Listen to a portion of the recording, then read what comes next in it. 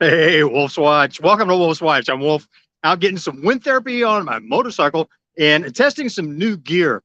I am testing this is my third selfie stick. This one is supposed to be more durable.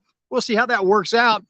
And while I was setting up the test, I found something that I wanted to share with you. Check out.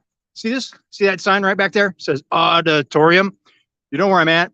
Behind these doors is where the movie Carrie was filmed. You know, the big auditorium scene at the prom where they don't treat her like so nicely. That's all I'll say. If you haven't seen the movie, watch it. But this is where it was filmed. I'm in Hermosa Beach, California, and this is a former high school, junior high complex. It's now a museum and community center. You can see right behind me here this back here. Let me change hands. Let's see, do this way.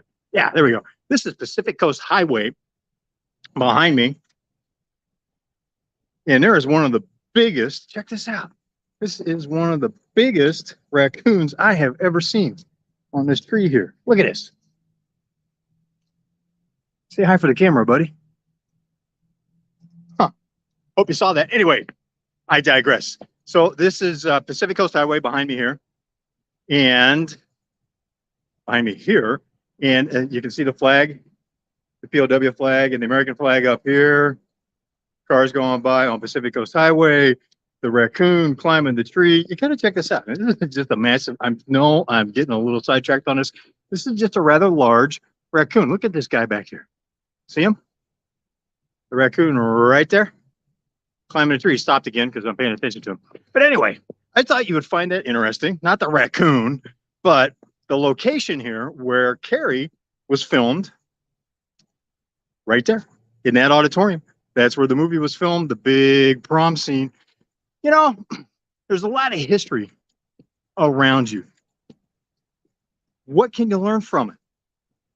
Maybe nothing. Maybe it just makes some place that you drove by a million times and didn't think twice about seem a little bit more interesting. Think about that. You know, what are you missing in your environment because you don't know the story behind it? What are you missing in your business? You know, if you've been hired in as an executive to lead a business or fix problems in the economic turmoil that we've been having, what are you missing because there's pieces of the history of what's happened that are missing that would be valuable to you, that would be useful in crafting solutions and gaining support for the changes that need to be made and implementing the changes that need to be made. You know, the change is not easy. Ken Blanchard companies report that 70% of change initiatives in businesses fail. So we can talk about what that number means a lot. But whether you agree with the number or not, what it puts a fine point on is it's very hard. And most of the time, companies don't get what they are pursuing. The projects don't pan out to deliver the results. So there's a few key reasons why. But the first is think about context for what you're doing. History of what you're doing, history of stuff around you. If nothing else, the history of stuff around you can help you maintain that innovator's mindset because you're paying attention to context and the deeper history of things around you that look mundane on the surface and probably are, but all of a sudden become interesting and fascinating because you've learned what that history is. Like this place back here. Whoop, keep using the wrong hand, don't I?